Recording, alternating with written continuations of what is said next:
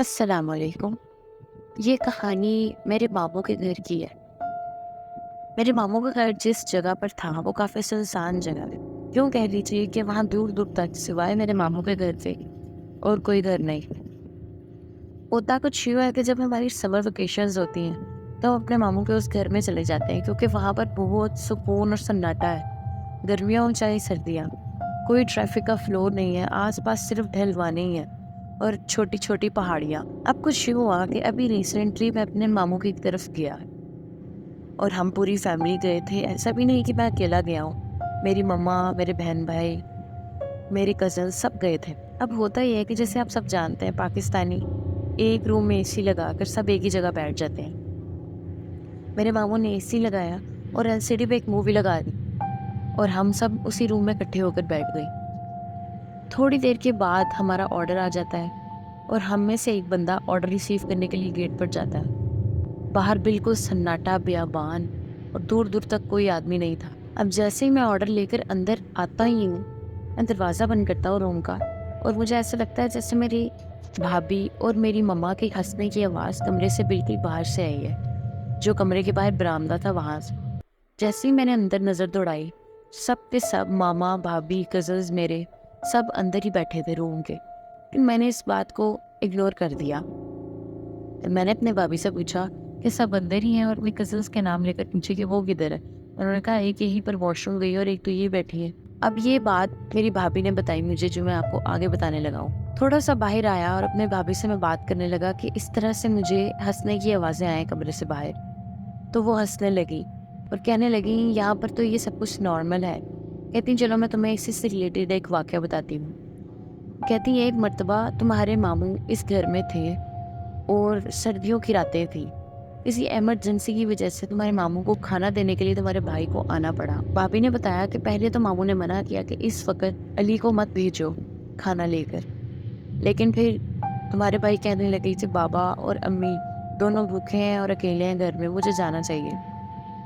اب رات کے کوئی 10:30 11 بجے کا وقت تھا، زیادہ رات بھی نہیں تھی، لیکن اس وقت اس علاقے میں اس قدر فوگ تھی کہ دور تک کچھ بھی نظر نہیں آ رہا تھا۔ بھابھی بتاتی ہے کہ انہیں علی بھائی نے بتایا کہ میں سکون سے اپنے گھر سے اس علاقے تک گیا، لیکن جیسے ہی میں اس علاقے میں انٹر ہوا تو روڈ کے بالکل رائٹ سائڈ پر 2 چھوٹی سی دکانیں ہیں جو کہ کافی دیر سے بند ہے، اور ان دکانوں کے بالکل ساتھ ایک خالی پلاٹ ہے جہاں پر لمبی لمبی گھاس اگی ہوئی ہے اور 2 4 درخت لگے ہوئے ہیں۔ وہ زیادہ بڑا پلاٹ نہیں ہے لیکن وہ خالی اور بیابان تھا۔ علی بھائی نے بتایا کہ میں نے وہاں ایک بچی کو کھڑے دیکھا۔ سب سے پہلے تو سب سے زیادہ معیوب بات یہ تھی کہ اس جگہ پر اس وقت وہ بچی کہاں سے آئی۔ اس قدر ٹھنڈ کے موسم میں رات کے 10:30 بجے اتنی دھند میں وہ وہاں بچی کھڑی کر کے رہی تھی۔ علی بھائی کہتے ہیں کہ میں بائک پر نارمل سپیڈ پر جا رہا تھا۔ کہتے جیسے ہی میں اس بچی کو کراس کرنے لگا، اس بچی نے ایک دم سے پیچھے مڑ کر دیکھا ہے اور میرے تو پاؤں کے نیچے سے زمین ہی نکل گئی۔ یہ دیکھ کر تو اس بچی کی آنکھیں بالکل سفید تھی اور وہ بچی ایک بہت ہی عجیب سی کریپی سی اسمائل دے رہی تھی، پھر ایک دم بہت غصے میں آ گئی۔ اس ٹائم علی بھائی کہتے ہیں کہ میں بس مرنے ہی والا تھا، مجھے موت نظر آ رہی تھی۔ مجھے لگا آج میں نہیں بچوں گا، کیونکہ اس بچی سے میرا فاصلہ تقریباً 1 سے 1.5 2 فٹ کا ہوگا، اس سے زیادہ نہیں۔ کہتے 1 to 5 میرے پاس تھی، فل سپیڈ میں نے کر دی، یہ سوچے بغیر کہ آگے سے کوئی چیز آ گئی تو میں سیدھا مارا جاؤں گا۔ لیکن میں نے یہ سوچا کہ اس چڑیل کے ہاتھوں مرنے سے بہتر ہے کہ کسی گاڑی سے ٹکرا کے مر جاؤں۔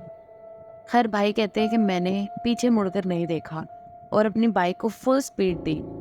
وہاں سے بھی گھر کا راستہ 10 منٹ دور تھا، چونکہ وہ ایسا علاقہ تھا جہاں پر سڑکیں کافی خراب تھی اور ایک گلی سے انٹر ہو کر وہ گھر آتا تھا۔ گھر کے گیٹ پر پہنچا تو میں نے جا کر وہاں سانس لیا، لیکن ابھی بھی میرا اوپر کا سانس اوپر اور نیچے کا نیچے تھا، کیونکہ میں مسلسل پیچھے کی طرف دیکھ رہا تھا کہ کہیں وہ میرے پیچھے نہ آ رہی۔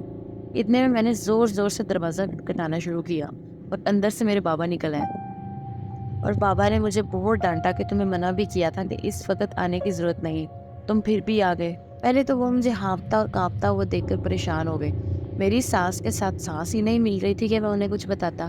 تھوڑی دیر کے بعد جب میں نارمل ہوا تو میں نے اپنے بابا کو سارا ماجرا بتایا کہ میرے ساتھ کیا ہوا۔ उस रात मेरे बाबा ने मुझे घर वापस जाने से मना कर दिया और उन्होंने कहा आज तुम यहीं रुको, अब हाल ऐसा नहीं है तुम्हारा कि तुम इस वक्त घर जा सको अकेले।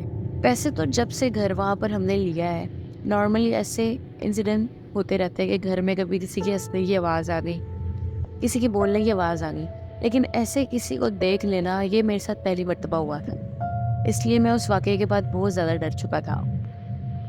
उम्मीद है आपको ये कहानी पसंद आई हो।